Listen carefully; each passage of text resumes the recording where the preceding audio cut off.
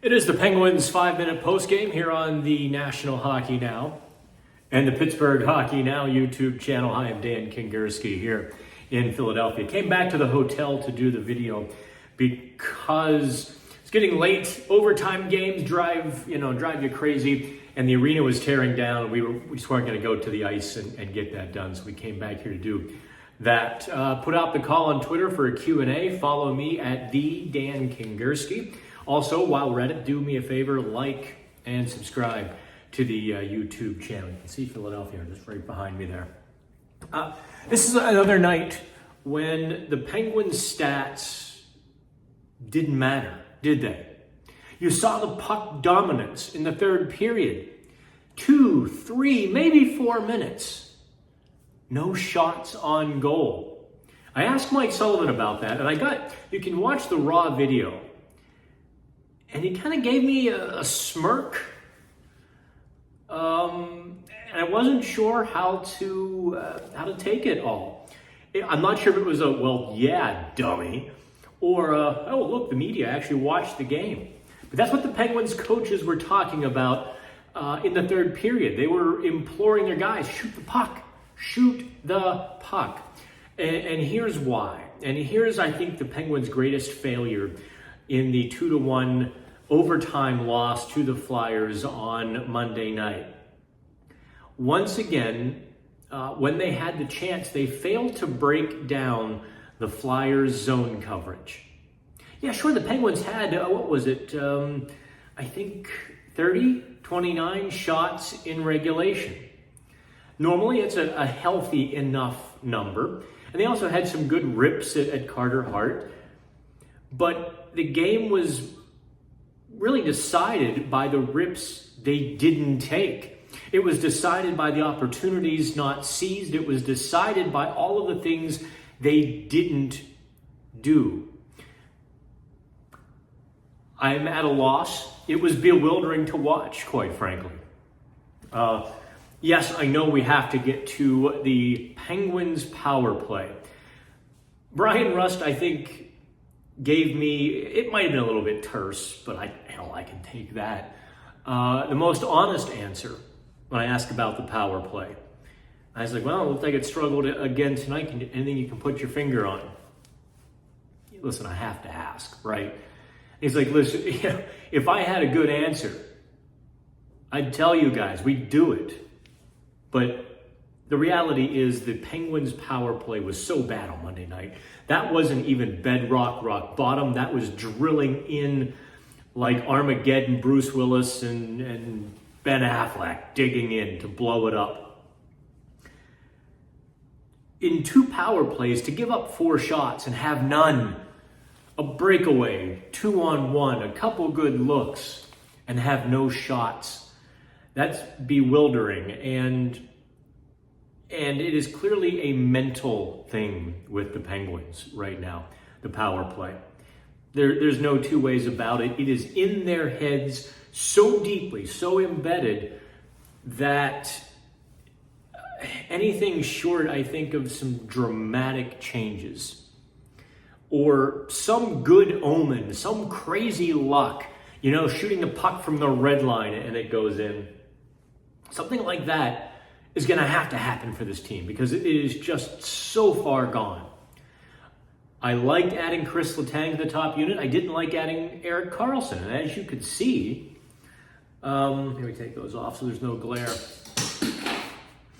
As you could see, adding Chris Letang to that top power play actually made them even less effective because they were all deferring to each other in the neutral zone.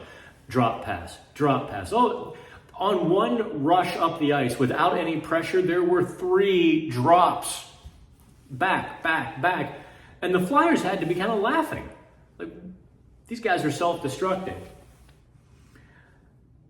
Alex Nedeljkovic was fantastic. I thought Nedeljkovic was, and has been, brilliant this season.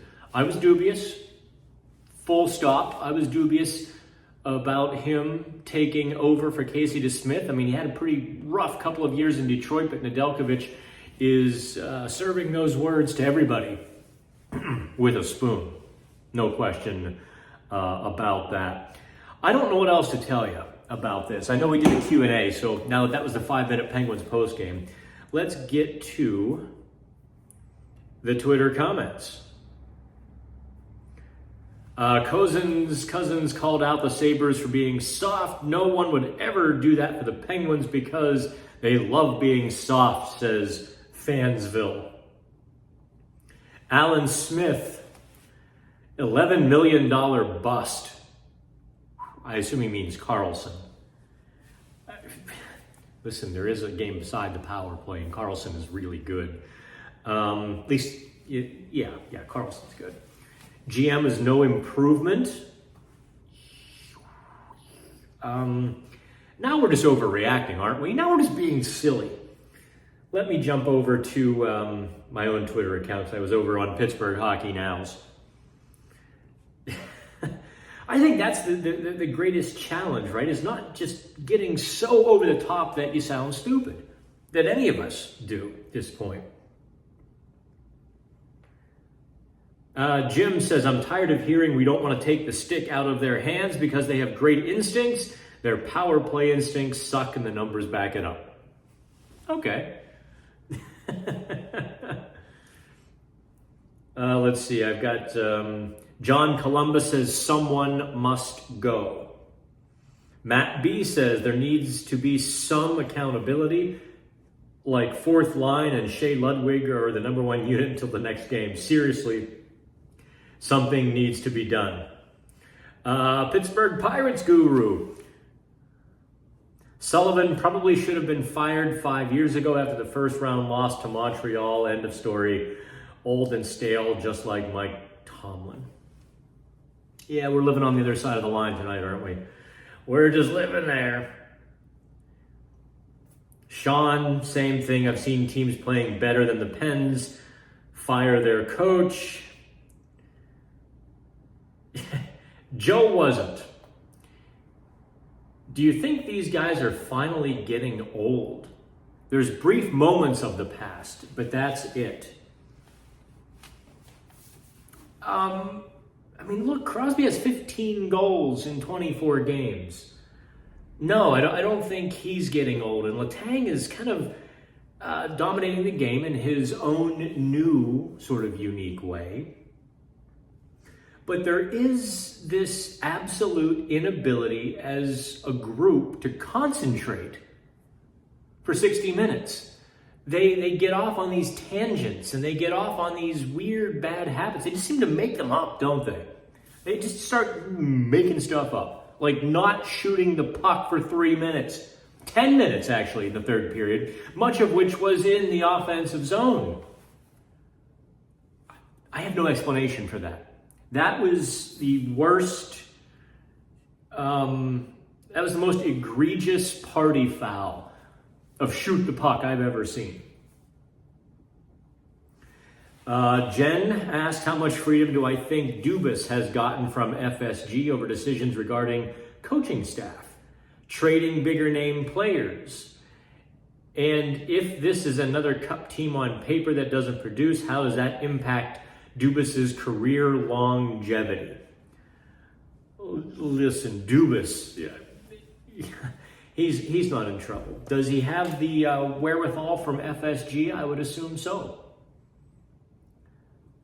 I mean, look, I'm sure FSG doesn't want to eat a bunch of dead money.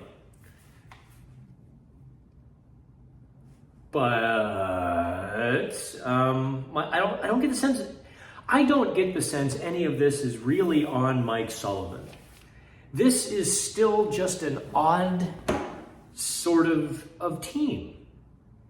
This has Erik Karlsson, and somebody described it to me today. Someone read my column and, about me asking if Erik Karlsson fit in. And a very respected person I talk to whenever I can about hockey, a former NHL player and, knows the Penguins very well, said, can I use the analogy of puzzle pieces? That Karlsson is looking at the Penguins' puzzle. He wants to be a part of it. He knows he fits somewhere, but hasn't yet figured out where his pieces line up. And I thought that was maybe even a better analogy than what I spent 1,000 words trying to say.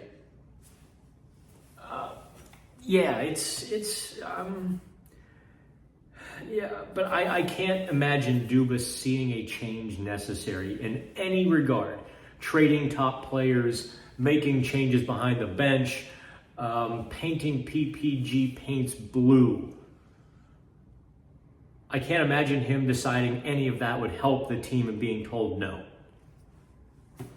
So that's my gut. Obviously, I'm not in those meetings, but FSG, in for a penny, in for a pound. They spent enough money.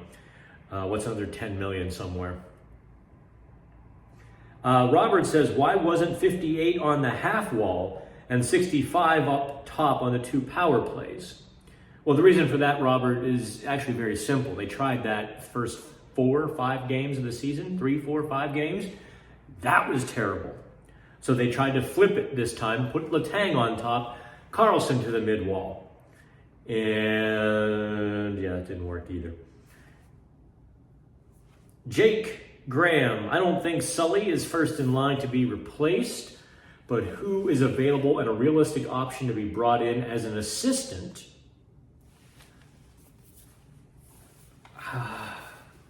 I don't...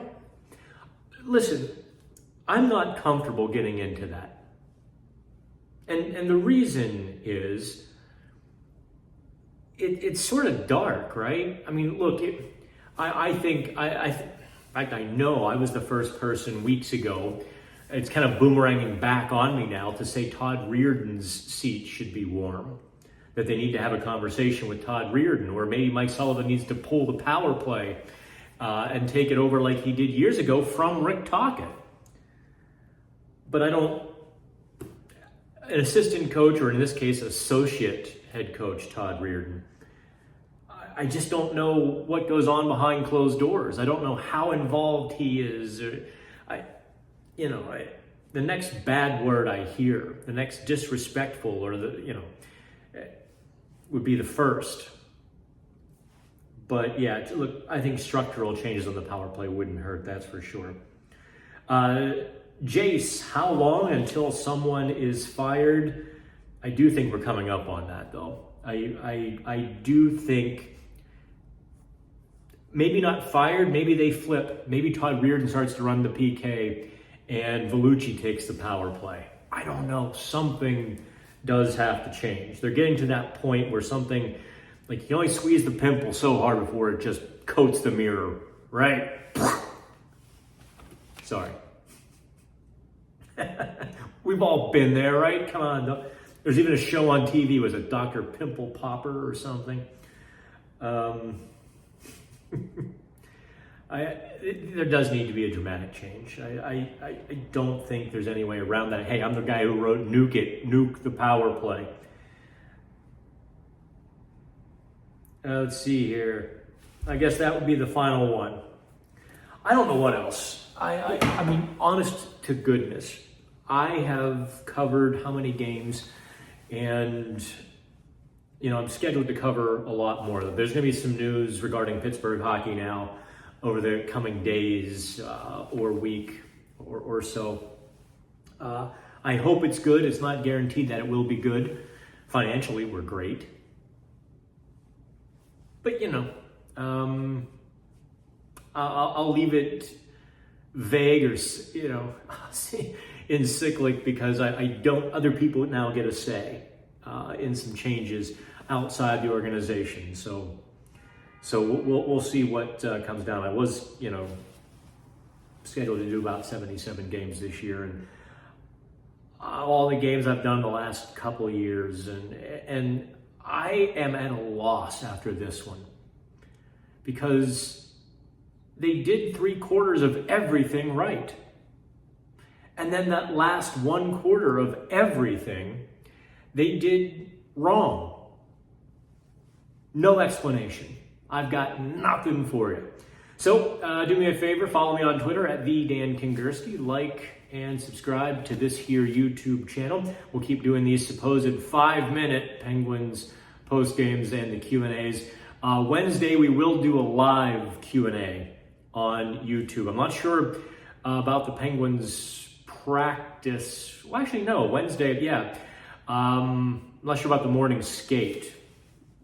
Maybe we have to bump it back to 1 o'clock on Wednesday. But yeah, we'll do a live Q&A Wednesday from Tampa Bay. I will talk to you then, kids. Have fun.